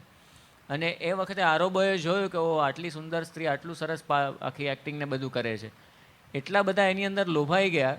જેવું નાટકને બધું પૂરું થયું ને પેલા આરબો અપહરણ કરીને ભાગ્યા આ જયશંકર સુંદરીનું. અને પછી એ લોકોને ખબર પડી કે આ તો સુંદરી નહીં પણ સુંદરો છે, એટલે પાછા આવીને મૂકી ગયા.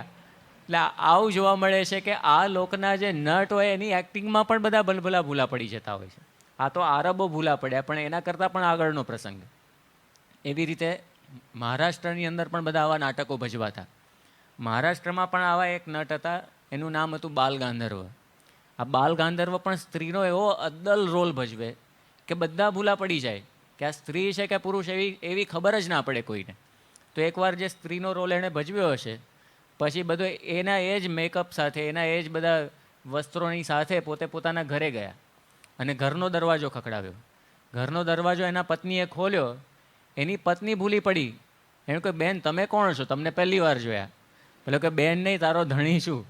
એટલે આ નટ, આ લોકના નટની માયાની અંદર પણ ભલભલા ભૂલા પડતા હોય છે.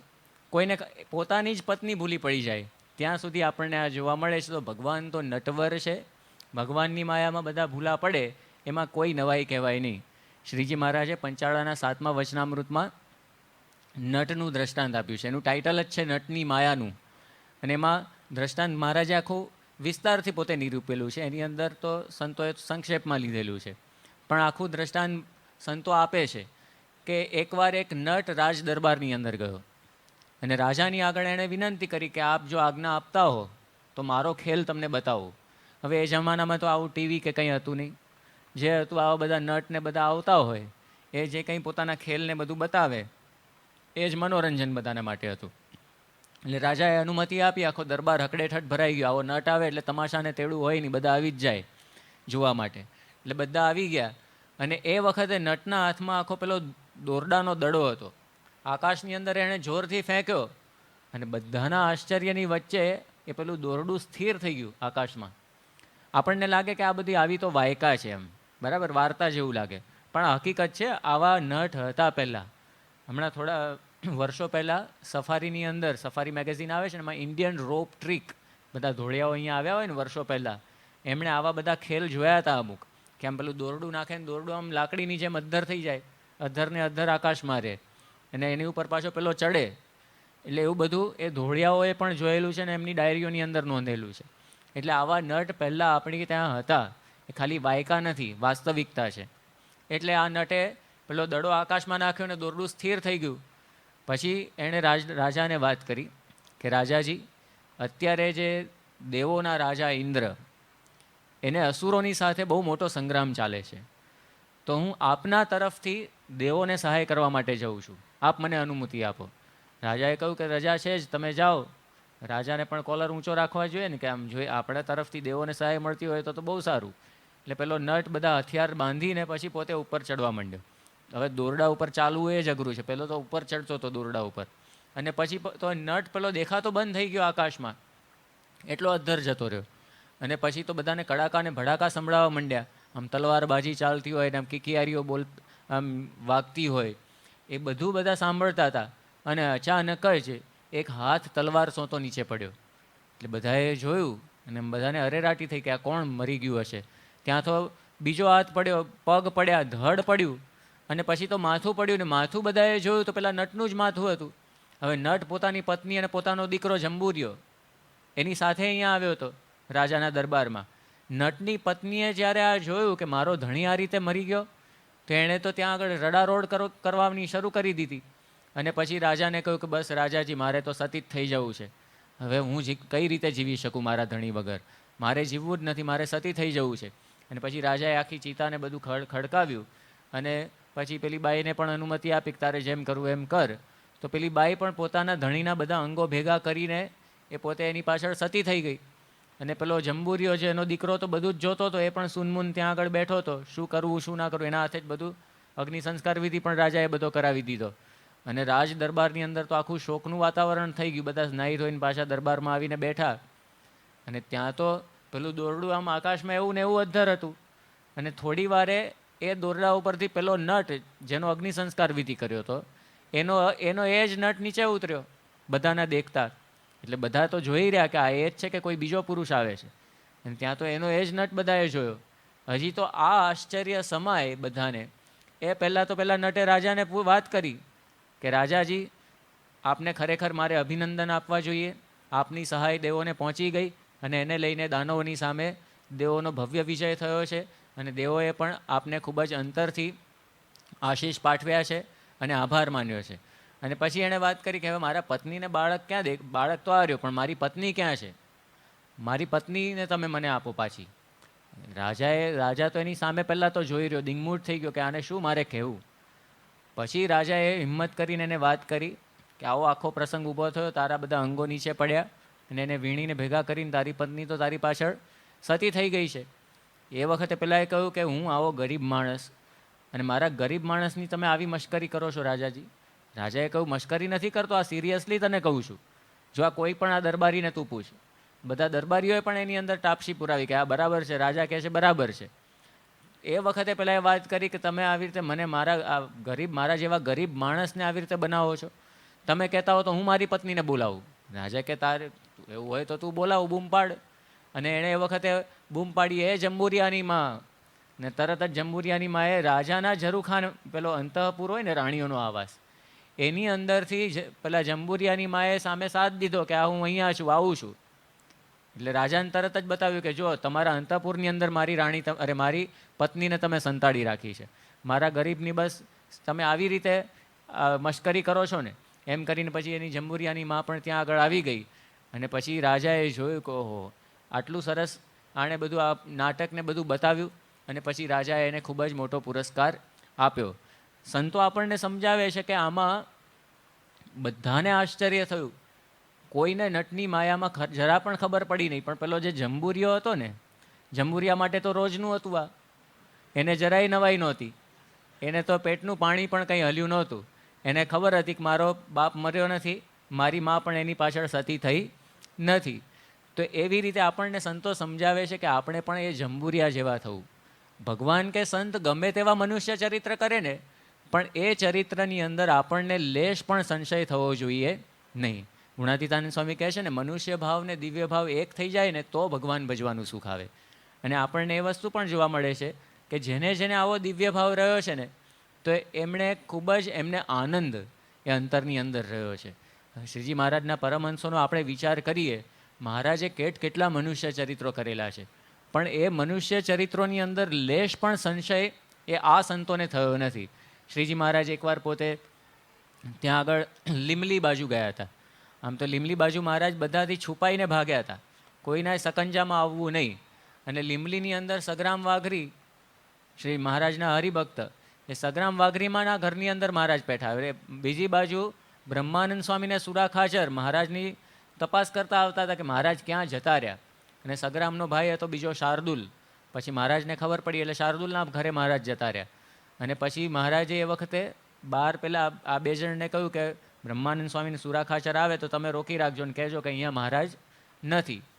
અને બ્રહ્માનંદ સ્વામીને સુરાખાચર આવ્યા અને બીજી બાજુ મહારાજે તરત જ એમના જે બૈરા હતા, આ શાર્દુલના અને સગ્રામના જે બે બાઈઓ હતી, એ બંને જે આ બે જણની પત્નીઓ હતી એને કહ્યું કે જલ્દી જલ્દી તમે અમને સંતાડો. અને પછી મહારાજે કહ્યું કે અમારે તો જતું રહેવું છે, એટલે બાજુના ઘરમાં અમે જતા રહીએ. પણ કેવી રીતે જવું? જો એમને એવા ને એવા વેશે જાય તો બ્રહ્માનંદ સ્વામી સુરાખાચર તો બહાર જ બેઠા હતા, તો ખબર જ પડે નહીં. એટલે મહારાજે એ વખતે કહ્યું કે તમે જે વસ્ત્રો હોય તમે મને પહેરાવી દો. એટલે પેલી બે બાઈઓએ પોતાની સાડી ને બધું જે કંઈ બધા વસ્ત્રો હોય બધા મહારાજને પહેરાવ્યા. અને પછી એવા વસ્ત્ર સાથે પેલો ઘૂમટો તાણીને મહારાજ પેલી બે બહેનોની વચ્ચે નીકળ્યા. એટલે બહાર બ્રહ્માનંદ સ્વામીને સુરાખાચર બેઠા હતા. એટલે બ્રહ્માનંદ સ્વામી બહુ હોશિયાર, એ પામી ગયા હતા બધું મહારાજનો ખેલ. એટલે બ્રહ્માનંદ સ્વામીએ પેલા શાર્દુલને સગ્રામ બેઠા હતા અને સગ્રામને પૂછ્યું કે સગ્રામ, આ તમારા બેના બે બૈરાઓ એ તો સમજ્યા, પણ આ ત્રીજું કોણ નીકળ્યું એની સાથે? બ્રહ્માનંદ સ્વામીએ તરત જ એ પૂછ્યું ને પછી તો મહારાજ પણ હસી પડ્યા. અને મહારાજે પણ ત્યાં આગળ પણ પોતાનું સ્વરૂપ પછી પ્રગટ કર્યું. પણ બ્રહ્માનંદ સ્વામી એને મહારાજે યતિની ઉપમા આપી છે. યતિ એટલે જેને સ્ત્રી સંબંધી ઘાટ સંકલ્પ પણ ન થાય. લોયાનું 10મું વચનામૃત, એમાં બ્રહ્માનંદ સ્વામીનો આપણો પ્રશ્ન જે છે ને એ વિચારીએ ને તો પણ આપણને ખબર પડે કે કઈ કક્ષાનું બ્રહ્માનંદ સ્વામીનું લેવલ હશે. મહારાજે એમાં 3 પ્રકારના પેલા વેગની વાત કરી, મંદ, મધ્યમ અને તીવ્ર વેગ. મહારાજે એમાં તીવ્ર વેગની વાત તો એવી કરી કે કોઈ પણ પ્રકારની સ્ત્રીને જોઈને જેને ઘાટ સંકલ્પ થવા માંડે. યુવાન સ્ત્રીને જોઈને તો ઘાટ સંકલ્પ થાય, એમાં મધ્યમ વેગ મહારાજે કહ્યો. પણ કોઈ પણ પ્રકારની સ્ત્રીને જોઈને, બાળકી હોય સાવ નાની કે પછી વૃદ્ધા હોય, એને જોઈને પણ જેને સ્ત્રી સંબંધી ઘાટ સંકલ્પ થાય એ અતિશય તીવ્ર વેગ કહેવાય. અને મંદ વેગની વાત મહારાજે શું કરી કે ખાલી યુવાન સ્ત્રીને જોઈને એવો સંકલ્પ થાય. હવે બ્રહ્માનંદ સ્વામી પ્રશ્ન એવો પૂછે છે કે મહારાજ ત્રણેય પ્રકારની સ્ત્રી વિકતીય સહિત દેખાતી હોય પણ તેમ છતાં પણ કોઈ પણ ઘાટ સંકલ્પ ના થાય, એ કઈ સ્થિતિ? આ પોતાની સ્થિતિની વાત એ બ્રહ્માનંદ સ્વામી પૂછી રહ્યા છે. પછી મહારાજે તો એમને બિરદાવ્યા છે કે આ તો જેણે પૂર્વે સ્ત્રી અતિશય દુઃખદાયી છે એમ સમજીને જેણે મનન કર્યું હોય, એવી સાંખ્ય દ્રષ્ટિ જેને વરી ચૂકી હોય, તો પછી એને આવી સ્થિતિ થાય. મહારાજે જેતલપુરના બીજા વચનામૃતમાં જેને યતિ તરીકે બિરદાવ્યા છે, એવા બ્રહ્માનંદ સ્વામી મહારાજનું આવું ચરિત્ર કરે, જુએ, તો એમને તો સંશય થવો જોઈએ ને. એમને જરાય સંશય નથી થયો. ઉલટાના જેને આ કામદોષથી પીડાતા હોય ને એ બધાને સંશય થાય ભગવાનના આવા ચરિત્રની અંદર. કારણ કે હમણાં જ આગળ જોયું ને, પોતાના સરખી કરીને જાણે પુરુષોત્તમની કાયા રે. તો મહારાજના આ ચરિત્રમાં બ્રહ્માનંદ સ્વામીને લેશ માત્ર સંશય થયો નહીં. અને બ્રહ્માનંદ સ્વામીએ તો એના ઉપર આખું ભજન બનાવ્યું. હે વાતલડી રોને રાતલડી, વાલા પૂછું એક વાતલડી. હે વાતલડી રોને રાતલડી, વાલા પૂછું એક વાતલડી. પીતાંબર સાટે મારા પ્રીતમ, પીતાંબર સાટે મારા પ્રીતમ. એ સાડી લાવ્યા નવી ભાતલડી, વાલા પૂછું એક વાતલડી. એ વાતલડી રોને રાતલડી, વાલા પૂછું એક વાતલડી. મોરલડી લઈને મન મોહન, મોરલડી લઈને મન મોહન. એ ભીધું વેલણ કોણ દાતલડી, વાલા પૂછું એક વાતલડી. એ વાતલડી રોને રાતલડી, વાલા પૂછું એક વાતલડી. બ્રહ્માનંદ કહે સંશય થયો નહીં, બ્રહ્માનંદ કહે સંશય થયો નહીં. એ ધન્ય તમારી છાતલડી, વાલા પૂછું એક વાતલડી, હે વાતલડી રોને રાતલડી, વાલા પૂછું એક વાતલડી, વાલા પૂછું એક વાતલડી. તો આ બ્રહ્માનંદ સ્વામીએ પણ આ ભજનનું આખું અને આ પ્રસંગનું આખું આવું ભજન એ બનાવેલું છે. તો આવું મનુષ્ય ચરિત્ર હોય ને તો જે ભક્ત હોય તો એને તો વિશેષ આનંદ આવે. મહારાજે એવી વાત કરી છે કે ભગવાન જ્યારે દિવ્ય ચરિત્ર કરે એ વખતે અસુરને પણ દિવ્ય ભાવ રહે, એમાં કંઈ નવાઈ નથી. પણ એ મનુષ્ય ચરિત્રની અંદર જ્યારે દિવ્ય ભાવ રહે એનું નામ ભગવાનનો ભક્ત. ભક્તની આવી વ્યાખ્યા એ મહારાજે આપણને સમજાવી છે. તો ભગવાન શા માટે આવા મનુષ્ય ચરિત્ર કરતા હોય છે? તો એનું એક કારણ એ છે કે આપણને બધાને એમની સ્મૃતિ રહે. ભગવાન આમ સહેજે સહેજે વર્તતા હોય તો એવા પ્રસંગોની આપણને બહુ સ્મૃતિ રહેતી નથી. પણ કંઈક એવું વિશિષ્ટ ચરિત્ર કરે ને, ભૂલ કરે ને તો પણ આપણને એની સ્મૃતિ રહે. એકવાર મહારાજ મૂળી પધાર્યા અને એક જીજીબા કરીને ભક્ત હતા, એને ત્યાં મહારાજ જમવા બેઠા અને કોણી સુધી રેલા ઉતરે ને એવી રીતે મહારાજ જમતા હતા અને પાછા પોતે ચાટે. હવે આવું ચરિત્ર મહારાજે કર્યું, પણ જીજીબાને એ ચરિત્ર એ યાદ રહી ગયું. એટલે આ મહારાજે આવું ચરિત્ર કર્યું. હવે મહારાજ શું નહોતા જાણતા કઈ રીતે જમવું? શ્રીજી મહારાજ બધું જ જાણતા હતા. શ્રીજી મહારાજ એકવાર પોતે અમદાવાદ પધાર્યા અને એ વખતે વાંસદાના દિવાનની પત્ની એ પણ ત્યાં આગળ હશે. એણે એ પાકશાસ્ત્રની અંદર બહુ નિપુણ હતી. આ વાંસદાના દિવાનની પત્ની એણે એવી આખી રસોઈ આખી બધી બનાવી અને થાળી પણ એવી અદ્ભુત રીતે પીરસી. થાળી પીરસવી ને એ પણ એક બહુ મોટી કલા છે, લગભગ બધાને આવડતી હોતી નથી. યોગીજી મહારાજ શીખવાડતા થાળની અંદર કઈ વસ્તુ ક્યાં મૂકવી. રોટલી હોય તો એની બાજુમાં શાક હોય, શાક છેક સામે ના હોય, નહીં તો ખાતા કેવી રીતે ફાવે.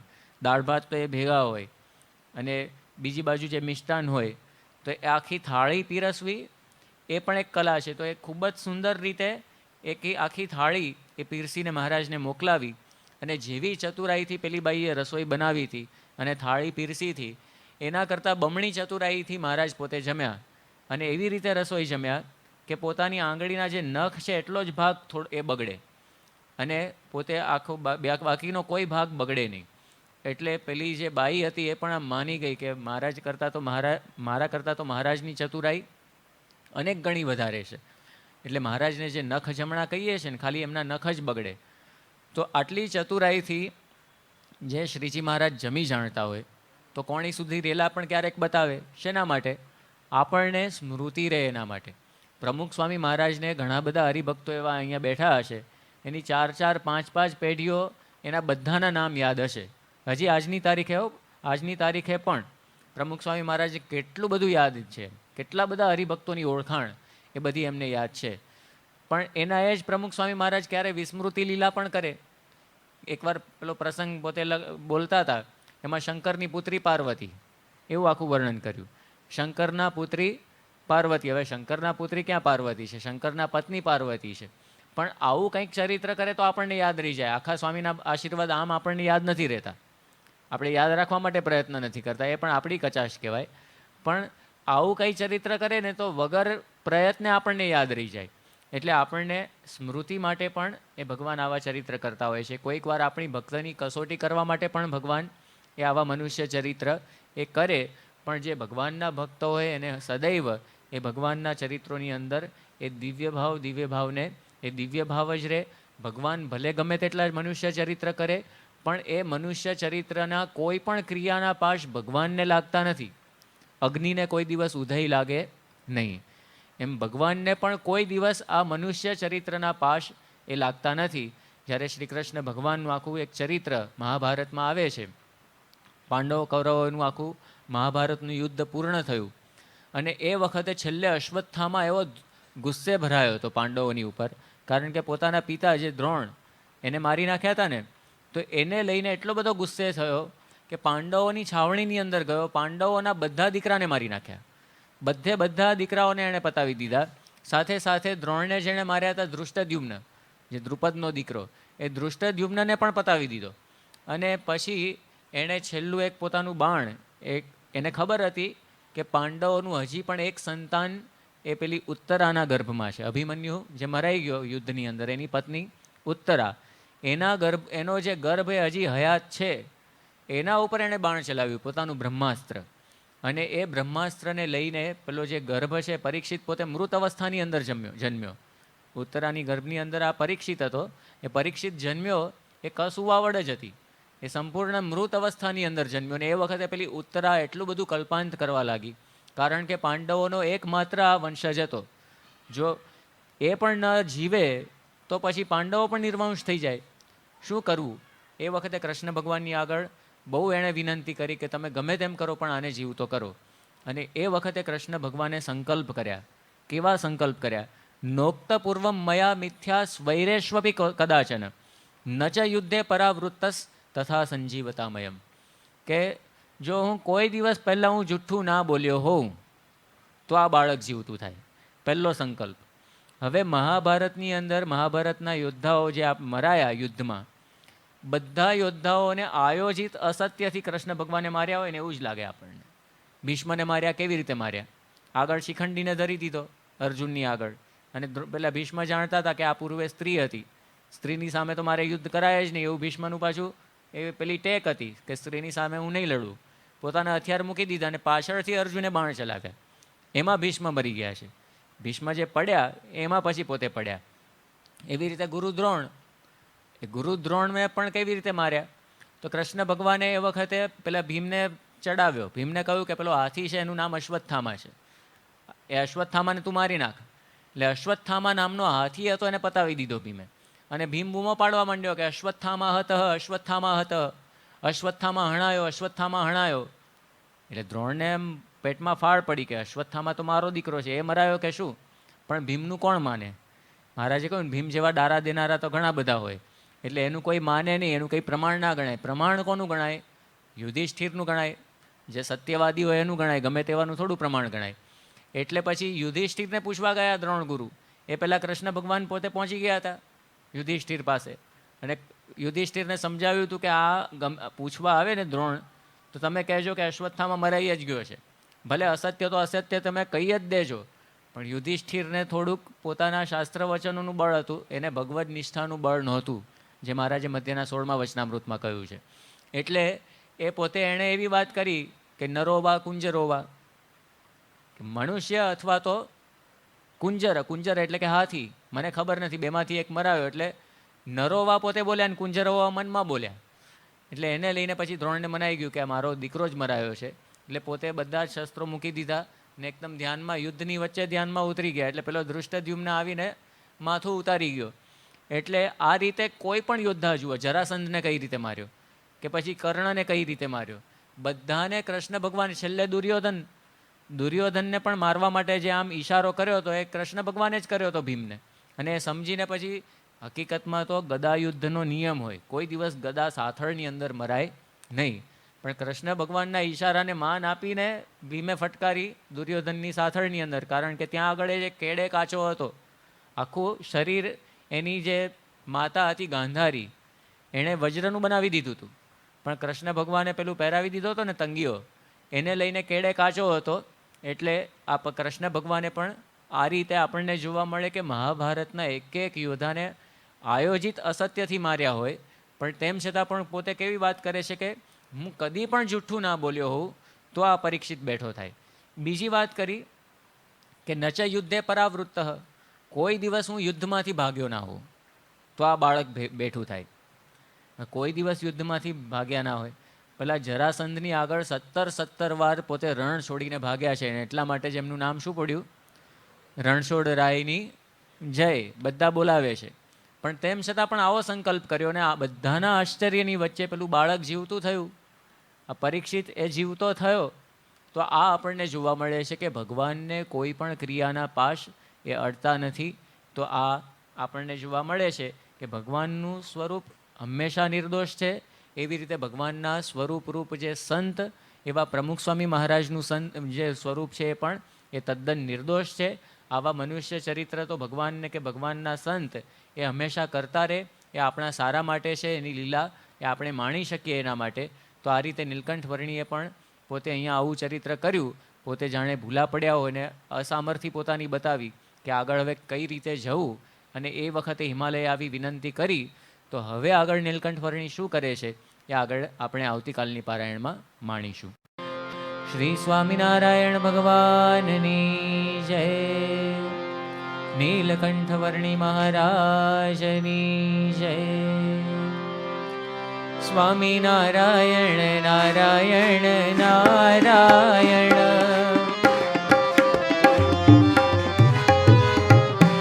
સ્વામિનારાયણ નારાયણ નારાયણ.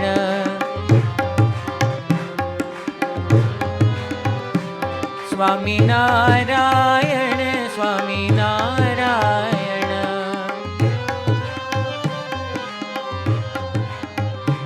સ્વામિનારાયણ